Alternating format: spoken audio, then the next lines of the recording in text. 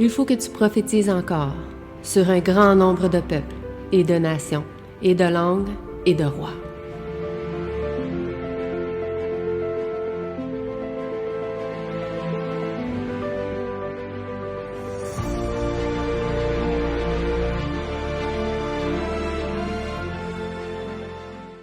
Donc, nous allons voir qu'est-ce qu'il en était sur ce deuxième grand décret. Si vous vous rappelez, la semaine passée, nous avions vu que des ennemis avaient soulevé une pétition contre les Juifs, en disant que les Juifs n'avaient pas le droit de reconstruire le temple.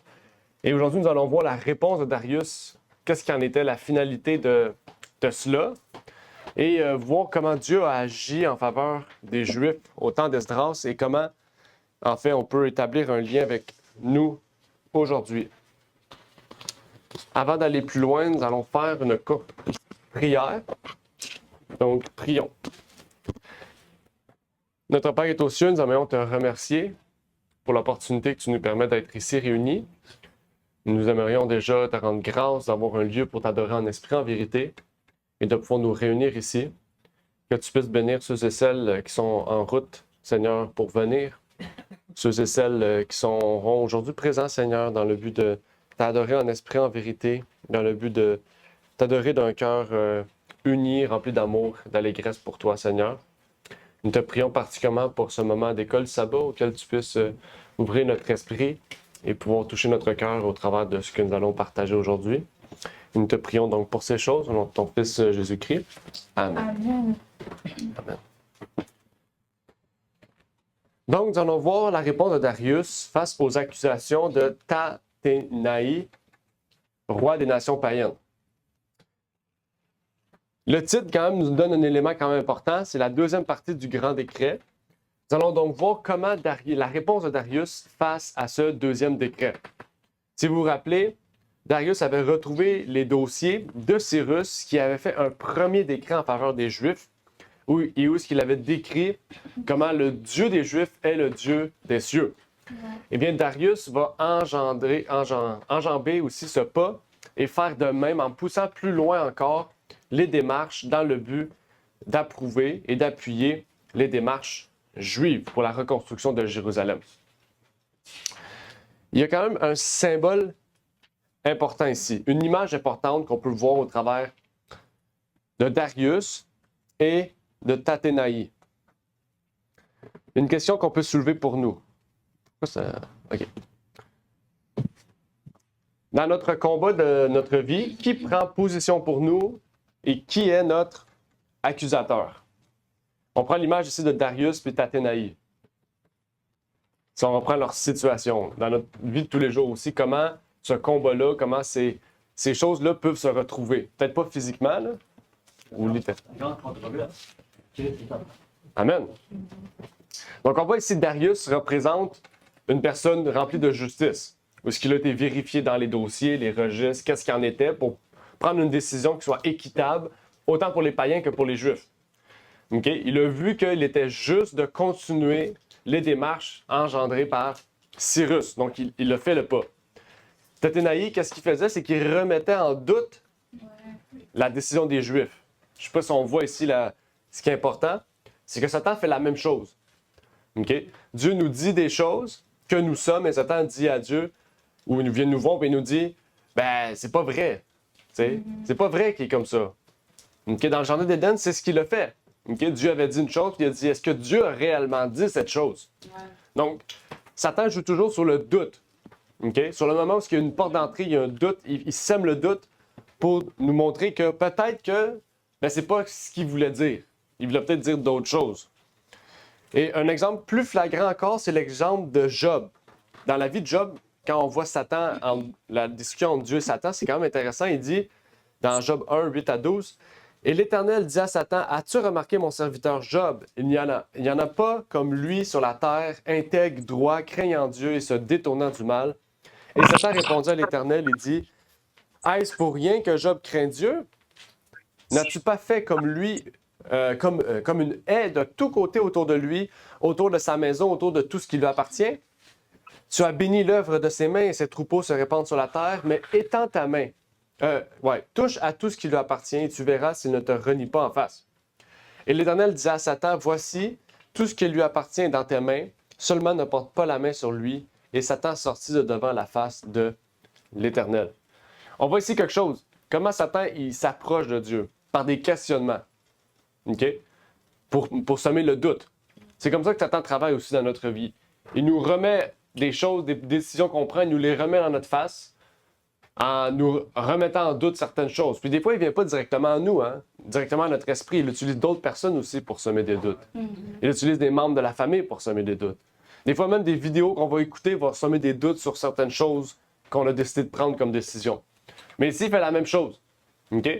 Puis Dieu, il rentre dans une certaine sens dans son jeu. Il dit, OK, ben, je vais te prouver qu'il est fidèle. Prends tout ce qu'il a, sauf sa vie. Sauf lui.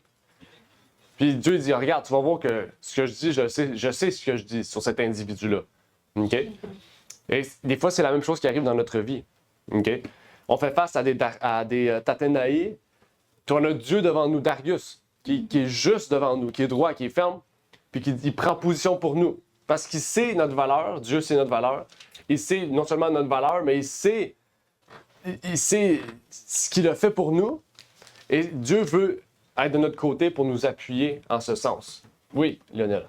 Donc, c'est pour ça que le livre de Job, c'est un 7 ans. Parce qu'il y a plusieurs façons d'utiliser la Bible. On peut étudier verset par verset, chapitre par chapitre. On peut faire des études de mots. On peut utiliser l'ensemble du livre. Donc, lorsqu'on prend l'ensemble du livre, ça ce n'est pas la théocratie, c'est un 7 ans. Donc, c'est pour montrer la bonté de Dieu et son appréciation. C'est un 7 ans parce que c'est Dieu lorsqu'on prend le temps. Juste les premiers chapitres déjà nous indiquent qu'est-ce que ça peut être le contenu du livre. Parce que c'est Dieu. Oui, Satan a mis Dieu le dos collé au mur, de sorte que Dieu n'avait pas le choix. Comme il a fait lorsqu'il s'est révélé. Parce que si Dieu détruisait Satan tout de suite, les autres anges qui regardaient, c'est peut-être Lucifer avait raison, puis se serait mis à adorer Dieu par crainte plutôt que par amour. Donc là, Satan n'a pas mis Dieu collé sur le dos, parce que ça ressemble à ça. Satan a mis Dieu le dos collé sur le mur, mais c'est un setup. Dieu a dit, as-tu remarqué mon serviteur Job? Dieu a fait exprès pour attirer les regards de Satan sur Job, pour que Satan puisse avoir envie de le tester, de le tenter, juste pour pouvoir montrer sa grandeur, sa bonté, puis sa magnificence. Donc c'est un setup. Dieu a utilisé Job pour révéler son caractère. Donc c'était juste pour vous une parenthèse. Amen.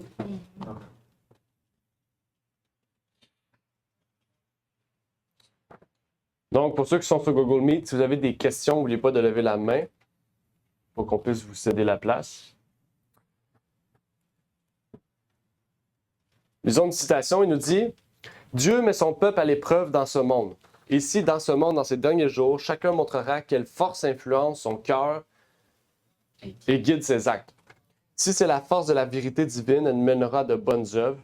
Elle élèvera celui qui la reçoit et le rendra noble de cœur et généreux à l'image de son Seigneur divin. » Donc, ça dit, Dieu met son peuple à l'épreuve dans ce monde. Dieu nous met à l'épreuve. OK? Dieu nous met à l'épreuve. Ici, les Juifs, ça fait deux grosses épreuves qui traversent. De un, les Samaritains, on voit la main de Dieu. Le 2, on a Tathénaïs, puis les autres rois païens. Qu'est-ce que Dieu envoie? Darius, pour prendre position pour les Juifs. Donc, Dieu envoie des épreuves, mais on remarque que quand Dieu envoie des épreuves, ou qu'il laisse Satan agir, dans les deux cas, Dieu est toujours au contrôle de toutes choses. Puis il est derrière nous. Quand on prend position pour lui, il est derrière nous pour nous supporter. OK? On le remarque avec les Juifs. Là. C'est pas des petites épreuves. Les Samaritains, physiquement, les attaquaient. Puis Tathénaïs est allé devant Darius. Là. Ça aurait pu se finir là. Mais les Juifs sont demeurés fermes sur le chemin qu'ils devaient prendre. Ils savaient qu'est-ce qu'ils devaient faire. Et ils ont persévéré, ils ont continué. OK? Aussi, quelque chose d'intéressant. On remarque ici que la première partie, les Samaritains, c'était un type de combat différent de Tathénaïs. Tathénaïs, c'était vraiment un combat juridique, on va dire ça comme ça. OK? Puis ça, c'est quelque chose d'intéressant parce que souvent, en tant que chrétien, on a tendance à voir que le gouvernement, c'est un ennemi de Dieu. C'est des ennemis. Il ne faut rien faire avec eux dans le sens, peu importe ce qui nous arrive, on met tous les bienfaits sur Dieu. On ne met rien au gouvernement. Mais ici, ça nous révèle quelque chose d'intéressant. Une question. OK? En quoi cela nous révèle que Dieu utilise aussi les gouvernements dans le but de protéger notre liberté et nos droits? Est-ce que vous remarquez dans l'histoire de Darius, dans la situation qu'on voit ici, que Dieu utilise aussi les gouvernements dans le but de protéger nos droits et nos libertés? Entre guillemets, on sait que plus le temps avance, moins c'est vrai, mais le but du gouvernement à la base, est-ce que vous croyez que c'était ça? Est-ce que vous croyez qu'il y a une utilité personnelle au gouvernement si on se fait voler, si on se fait agresser? S'il arrive quoi? Est-ce que vous pensez que le gouvernement, ou on dit non, c'est un outil de Satan, puis on utilise juste Dieu, puis on veille, on attend une vision, tu sais, peu importe. Donc, vous voyez le gouvernement a une utilité. Oui, si tu prends l'exemple de Paul, quand il a fait appel à César pour sa protection, Amen. alors Dieu utilise, c'est vrai, les gouvernements pour nous protéger. Mhm. Amen. Puis aussi, on vient de sortir d'une étude importante, là, du livre de Romains. Puis qu'est-ce que ça dit dans Romains? Car le prince est le ministre de Dieu pour ton bien. Le prince, c'est les rois, peu importe. Mais si tu fais le mal, crains qu'elle ne porte point l'épée en vain. Parce que oui, hein? Pas parce que tu es enfant de Dieu que tu as le droit de voler. Hein? Ça, c'est quelque chose d'intéressant parce que ceux qui disent qu'il n'y a plus de loi, ils continuent de ne pas voler parce que le gouvernement dit de ne pas voler. Mais pourtant, c'est Dieu le moral, le Dieu de la morale. Pourquoi le gouvernement? Je ne sais pas si on comprend, il y a une contradiction. Oui, Diane. Ils accusent aussi le gouvernement d'être des malfaiteurs, d'être injustes, alors qu'eux-mêmes, dans leur propre vie, ils commettent l'injustice. Fait qu'ils s'appuient là-dessus sous prétexte que qu'est-ce qu'ils font? Ben, ils ont raison de le faire parce que de toute façon, le gouvernement, Il le fait. il met gouvernement. Ouais. Tu sais. Ah. Mais en même temps, en arrière de ça, il y a toujours Dieu qui veut qu'on garde un bon témoignage pour ceux qui sont du dehors. Pas que les personnes puissent voir qu'on est des malfaiteurs devant tout le monde, qu'on soit un exemple, même s'il y a de l'injustice, de garder tout le temps la tête droite, dans le sens que Dieu, lui, c'est lui le juste. Dieu, malgré tout, si tu respectes les autorités, si tu continues à garder toujours la justice de Dieu en toi, dans ton cœur, ben, ça va faire en sorte que Dieu va te protéger dans tout. Même si le gouvernement il va te manger plus d'argent, Dieu va te bénir d'un autre côté, lui, il va mettre sa main sur toi. Amen. Amen. Ce que j'allais ajouter à tout ça, même si dans le gouvernement, parce que maintenant on sait que tout est corrompu, là. Il n'y a pas quelque chose de bon, mais Dieu a placé certaines hommes dans le gouvernement, comme quoi pour des hommes droits, mais qui travaillent là. Mais à la fin des temps, ces hommes-là vont prendre position pour Dieu. Pour le moment, comme quoi ils travaillent pour le gouvernement, peut-être que Dieu les a mis là pour protéger ses enfants aussi. Voilà, Amen. Amen, exactement. C'est quand même intéressant que ce point-là est soulevé ici. Là. OK? Avançons un peu. Dans l'histoire, on remarque un peu plus loin que les rois païens, quand Darius a émis le nouveau décret, le deuxième décret, les rois païens se sont soumis aux ordres de Darius. OK? Et c'est ce que les prophéties avaient annoncé pour le peuple. Si vous vous rappelez, à l'époque de la reconstruction, il y avait 2 prophètes qui étaient présents. OK? Vous vous rappelez des 2 prophètes présents à l'époque d'Esdras? Agé et Zacharie. Zacharie. Oui, il y avait Esdras aussi. Esdras. Amen. Esdras, ça, c'est un homme. Oui, c'est un homme. C'était le représentant juif, on pourrait dire, du gouvernement. Là. C'est un peu. Okay. C'est lui qui s'occupait en charge de la reconstruction. C'était un peu l'intendant du roi juif, dans le fond. Oui, il était scribe, exact. Ouais. C'est quelqu'un qui était très lettré, là. C'était pas un illettré, là. D'après moi, il travaillait au niveau du gouvernement à une certaine mesure, puis le roi l'a choisi, peut-être parce qu'il le connaissait déjà. Peut-être son témoignage, comme on dit, on rend bon témoignage. Fait que c'est sûr qu'il n'aurait pas choisi n'importe qui, là. 2 Chroniques 20-20. C'est un passage de la leçon. Mais je l'ai trouvé intéressant de le faire ressortir. OK? Comme on sait, c'était pas directement la leçon. Mais ça dit, puis le matin, ils se levèrent de bonne heure et sortirent vers le désert de Tékoa. Et comme ils sortaient, Josaphat se tint là et dit, Judas et vous, habitants de Jérusalem, écoutez-moi, croyez en l'Éternel, votre Dieu, et vous serez en sûreté. Croyez en ses prophètes et vous réussirez. C'est quelque chose d'intéressant ici. Dans les derniers jours, qu'est-ce qui nous donnera sûreté et réussite? Parce que là, ici, il parle pour le peuple, il parle du peuple d'Israël, là, de Chronique. Oui. Je voulais juste préciser que la façon que tu énonces toutes ces choses-là de la parole de Dieu, là, je trouve que tu nous ramènes toujours dans notre état d'aujourd'hui avec le Seigneur. Oui. Je trouve ça merveilleux. C'est ça qu'il faut. Tu ne nous amènes pas juste dans l'ancien, dans qu'est-ce qui s'est produit, mais tu nous amènes dans la présence de Dieu aujourd'hui. Exact. C'est beau, ça. Amen. Ben, c'est ça qu'il faut. C'est ça qu'il faut. Parce que l'Ancien Testament est un témoignage pour nous. Donc, si c'est un témoignage, il y a des leçons à tirer pour nous aujourd'hui. Donc, il faut toujours faire l'application pour nous aujourd'hui. C'est important. C'est ça le but. C'est ça le but. Mais amen, c'est ça qui marche, c'est ça qui arrive. Au présent. Exact, c'est ça. On peut faire des parallèles, on voit l'histoire, mais on l'applique pour nous. Puis dans les derniers jours, c'est la même chose. Hein? Regardez ce que Dieu a dit à Israël. Quand on voit au temps d'Esdras, Dieu a dit quelque chose, qu'est-ce que les Juifs ont fait? Ils ont cru en Dieu et cru en leurs prophètes. Agé, Zacharie. OK? Pour nous aujourd'hui, quand on fait un parallèle, c'est la même chose, OK? Je dis un parallèle, mais c'est la même chose. Si on croit en Dieu, il sera notre sûreté. Si on croit au prophète, il sera notre réussite. OK? On sait que dans les derniers jours, rappelez-vous Joël, ce qu'il dit, Acte, ce qu'il dit, il y aura des prophètes, des gens, des vieux comme des jeunes qui auront des songes, qui auront des visions. OK? Est-ce que c'est ça qui sera notre réussite? Oui. Pourquoi? Parce que s'il y a des prophètes, ça montre que tu es dans le bon chemin. Je ne sais pas si vous comprenez. Parce que si Dieu est là au milieu de nous, il nous protège et il envoie des prophètes pour nous guider. C'est ça qui est important.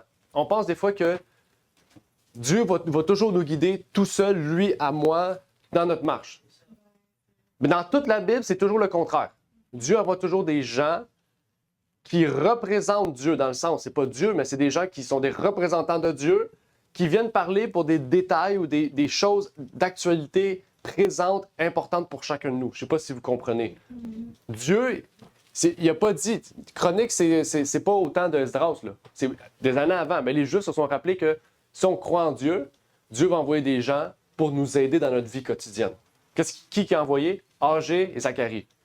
Dieu veut faire la même chose pour nous aujourd'hui. Si on met notre confiance en Dieu, Dieu va envoyer des gens qui vont pouvoir nous guider dans notre vie quotidienne, dans notre vie présente, qui seront des prophètes, ou dans la Bible, dans le Nouveau Testament, on parle de l'esprit de prophétie, l'esprit des prophètes, OK? Que ce soit dans les écrits de Paul ou dans l'Apocalypse, qui vont nous aider dans notre vie quotidienne.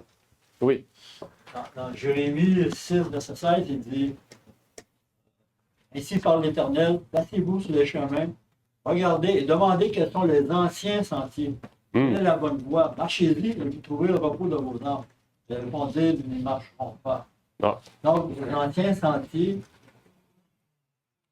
c'est les prophètes. Mm-hmm. Puis c'est un parallèle avec nous aujourd'hui. Ces anciens sentiers-là nous mènent à aujourd'hui. On a aussi des anciens sentiers près de nous. Mm. Pour arriver à ce que tu veux dire. Oui, exactement. Oui, c'est son esprit qui met tout ça. Tu sais. Exact, toujours. Il a tendu son esprit sur toute chair, mais il a donné à il y en a qui deviennent des prophètes. Tu sais, il utilise Yeah. tout. Mhm. C'est vraiment pas juste une personne. Non. Tu sais, c'est ça qui est beau. Oui. C'est Amen. ça que la parole de Dieu va être prêchée sur toute la terre. Mhm. Alors viendra la fin. Mm. Que ça prend des ouvriers, Ben oui. moissonner. Amen. Mais ça nous révèle quelque chose d'intéressant. C'est quand on remarque l'Ancien Testament, on voit des prophètes. Quand on remarque le Nouveau Testament, on voit des prophètes.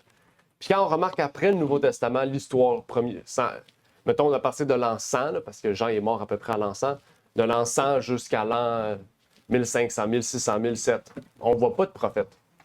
Je ne sais pas si on a remarqué. Puis là, depuis les années 1800, là, on voit une montée de prophètes. Prophètes, faux ou vrai. Il faut se dire faux ou vrai. Mais ce que je veux juste remarquer, c'est qu'il y a presque 1500 ans où on dit, y a-t-il une pause des dons de Dieu? ou c'est parce que l'Église était vraiment errante, puis qu'on n'a pas d'écrit de peut-être de prophètes qui ont vécu, parce que, rappelez-vous, là, il y a eu les gens qui ont les Vaudois qui se sont cachés dans les grottes, on n'a pas beaucoup d'écrits d'eux. Tu sais, il y a eu beaucoup de choses, de personnes cachées, beaucoup de choses publiques qui étaient fausses. L'Église catholique a pris une ampleur mondiale. Mais là, on remarque depuis les années 1800, on voit une remontée de prophètes, de gens qui disent avoir des prophéties ou des visions. OK? On voit les mouvements, par exemple, israélites, les israélites noirs, là, que c'est 2 personnes qui ont eu des visions, soi-disant. OK? On voit plein de mouvements qui sont apparus, plein de personnes, Benny Hinn, tous des gens qui disent avoir des visions, des prophéties, etc. On voit plein de types de gens comme ça.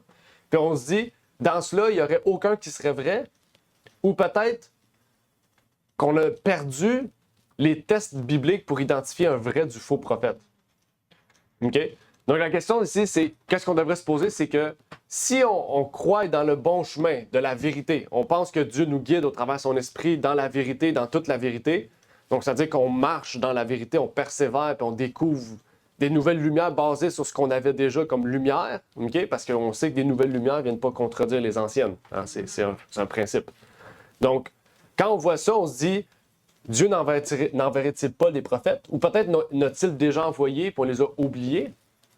Comme Claude a dit, peut-être qu'il faut retourner aux anciens sentiers. Retourner peut-être à un peu plus tardivement dans notre histoire pour voir, peut-être qu'il y avait des prophètes, on les a juste oubliés. Peut-être qu'on pense qu'il y a une personne, mais qu'il y en avait plusieurs autres aussi. C'est des choses qu'on doit se poser comme question et se dire, même par exemple dans l'Église adventiste, on dit avoir la servante Hélène, mais on voit les gens aujourd'hui, ils ne l'utilisent pas ou l'utilisent juste dans leur mesure à eux. Ah, moi, je prends ça parce que ça me touche, mais on ne prend pas les autres choses méchantes. On ne prend pas les choses qui viennent me faire mal, me blesser. Mais dans la Bible, rappelez-vous, hein, Agé et Zacharie étaient là au temps des Juifs, mais c'est le même peuple qui les a tués un peu de temps après. Je ne sais pas si vous comprenez. Le peuple là était d'accord avec ce que Agé et Zacharie disaient parce que ça allait en leur faveur, mais quand ça a été dans leur défaveur, ils les ont tués. Parce que Jésus a dit, tous les prophètes, vous les avez tués. Il n'a pas dit, tous les prophètes sauf Zacharie et Agé. Non, il a dit, tous les prophètes. Je ne sais pas si vous comprenez. L'Église fait la même chose aujourd'hui. On utilise ce qu'on veut, puis on la persécute quand on ne veut pas. C'est la même toujours ça. Hein? Un prophète est toujours persécuté parce qu'il va cru sur le bobo d'un problème. Puis là, on ne l'accepte pas, parce qu'on est comme, ah ben, ce que tu dis, c'est vrai. Dans notre tête, on dit c'est vrai, mais je ne suis pas prêt à l'accepter, donc on va te tasser. Et le peuple d'Israël faisait la même chose. Comme Claude dit, retournons aux anciens sentiers, retournons sur nos piliers fondamentaux, les piliers les centraux de la foi, c'est essentiel. Parce que sans quoi,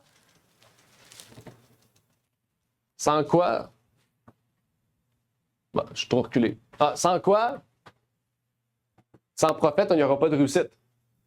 Hein? Parce qu'il faut Dieu et les prophètes. La Bible dit, hein, à la loi et au témoignage, sans quoi le peuple périt. Ouais. C'est la même chose. Si vous remarquez, la Bible répète ces mots plusieurs fois. OK? Sans la loi et au témoignage. Dans Apocalypse 12, qu'est-ce que ça dit? Hein? Au commandement de Dieu, au témoignage de Jésus. On répète ça plusieurs fois, dans l'Ancien comme dans le Nouveau. Donc, il y a une leçon à tirer pour nous. Et à ce moment-là, le peuple était fidèle devant Dieu et Dieu l'a béni en envoyant des prophètes. Parce que oui, les prophètes, c'est une bénédiction de Dieu. C'est une révélation qu'on est sur le bon chemin. Donc, Dieu envoie des prophètes pour continuer à guider le peuple dans la vie de tous les jours, par des messages directs de Dieu, okay? Pour qu'il demeure ferme dans la foi. Ça, c'est important. Okay? Ça, on le fait, ça, je ne sais même plus où qu'on est. OK, on est là. On voit aussi que quand le peuple est fidèle, Dieu est juste et bon pour bénir son peuple. Et quand on voit le peuple qui faisait face à des difficultés physiques, des difficultés mentales, des difficultés spirituelles, des combats, même si pour nous, dans notre vie, des fois, dans la situation que nous vivons, on parle des 3-8. 8 heures de sommeil, 8 heures de travail, 8 heures de temps libre. Temps libre, entre guillemets, on fait 1 heure de route, puis on mange 3 heures, donc c'est plus de temps libre. Mais ce que je veux dire, même si le temps nous manque, même si des fois l'énergie nous manque, les forces nous manquent, même si le savoir, on a les connaissances, peu importe, quelle est la récompense du juste? Qu'est-ce que ça veut dire être juste? Parce que le peuple ici, on dit qu'il était juste et bon. Le peuple était droit. Qu'est-ce qui faisait en sorte qu'il était droit, qu'il était juste et bon?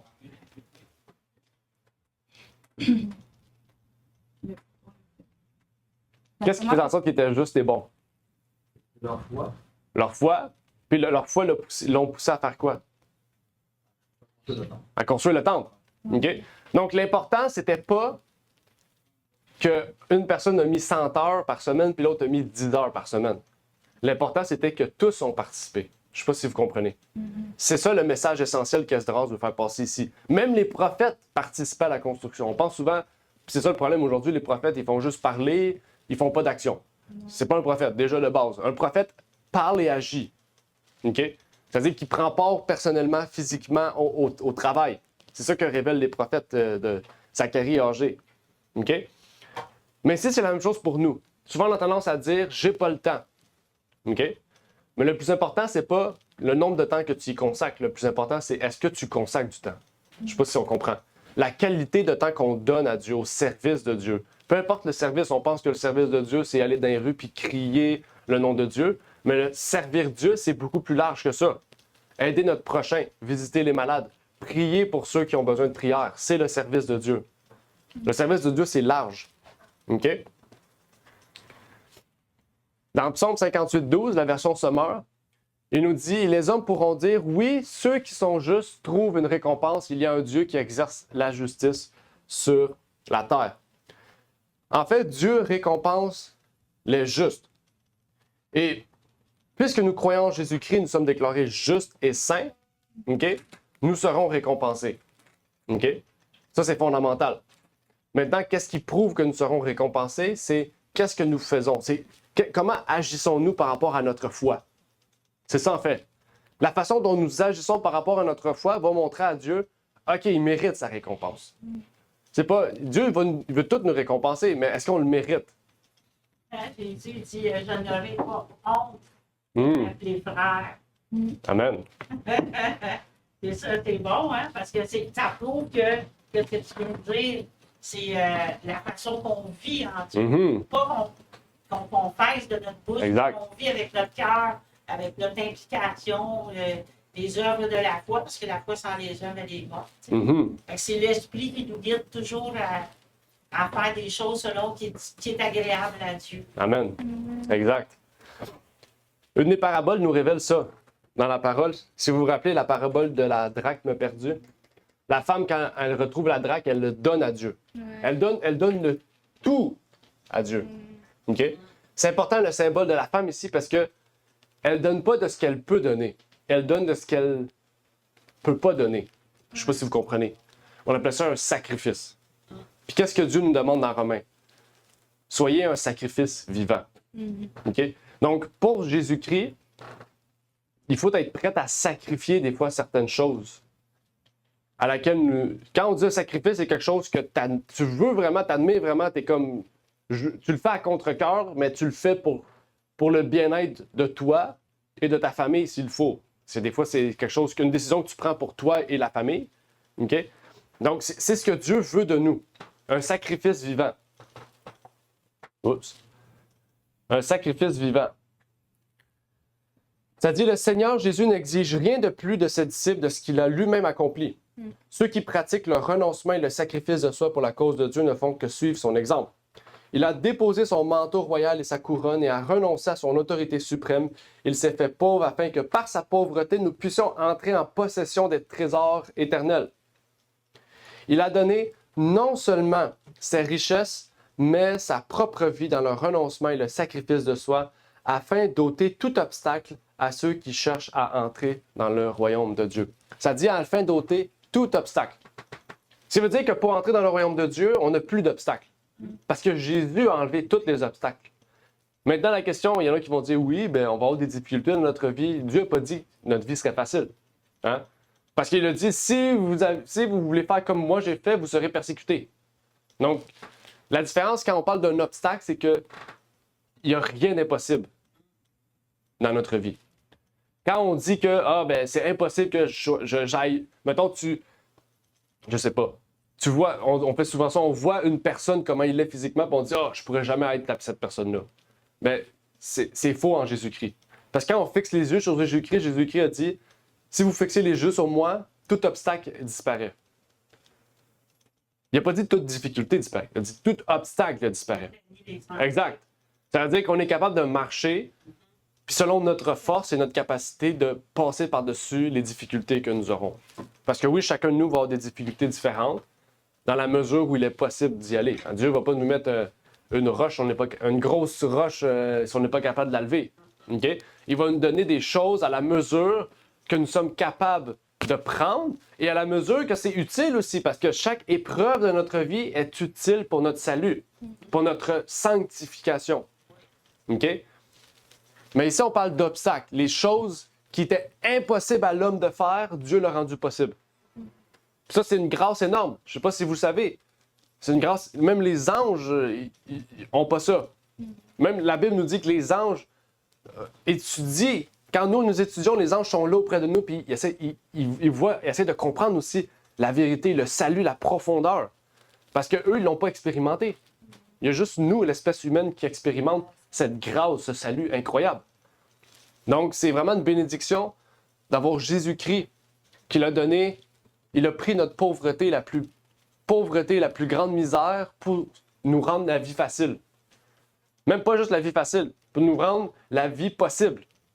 Et la vie éternelle possible, parce que la vie éternelle était impossible. Donc, c'était la grande leçon de notre leçon sur Darius, sur le deuxième grand décret. Est-ce qu'il y avait des commentaires en lien avec la leçon ou des questions?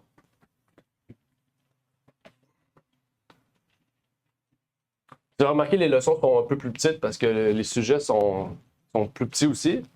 Mais c'est pas grave, les leçons qu'on peut tirer sont puissantes en Jésus-Christ.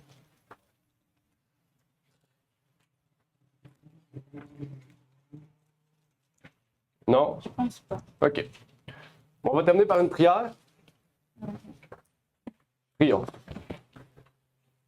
Notre Père qui est aux cieux, nous aimerions te remercier pour la grâce que tu nous permets d'avoir. Que Jésus-Christ est venu mourir pour nos péchés, pour enlever tout obstacle, toute impossibilité à notre vie éternelle. Maintenant, Seigneur, que nous sommes en toi, que tu puisses bénir chacun de nous, permettre que, Seigneur, ta parole puisse vivre au travers de nous, que nous puissions fixer nos yeux sur Jésus-Christ, Seigneur. Malgré des fois les difficultés, malgré des fois les tentations que nous pouvons avoir, eh bien, tu nous as donné la capacité de passer par-dessus tout obstacle, Seigneur. Tu nous as permis d'avoir une sûreté en toi, une réussite en tes prophètes, Seigneur. Donc, que nous puissions, Seigneur, eh bien, en faire ressortir cela, Seigneur. Pouvoir garder les yeux fixés sur toi et pouvoir utiliser les prophètes, Seigneur, qu'ils soient anciens ou modernes, comme but, Seigneur, pour ceux qui sont des vrais prophètes, Seigneur, et bien de les utiliser comme guide, Seigneur, pour notre vie quotidienne. Nous te prions déjà pour l'Esprit, Seigneur, ton Esprit qui nous guide à chaque instant de notre vie, qui nous révèle nos péchés cachés, qui nous révèle nos portes ouvertes, Seigneur, dans notre vie, toutes choses. Et nous te prions pour ces choses, au nom de ton Fils Jésus-Christ. Amen. Merci d'avoir écouté cette vidéo. Si vous désirez rejoindre l'œuvre au Québec, veuillez nous contacter par email à asjh1889 de Terrebonne @gmail.com et via Facebook à commercial asjh1889 de Terrebonne. Merci à vous et que Dieu vous bénisse.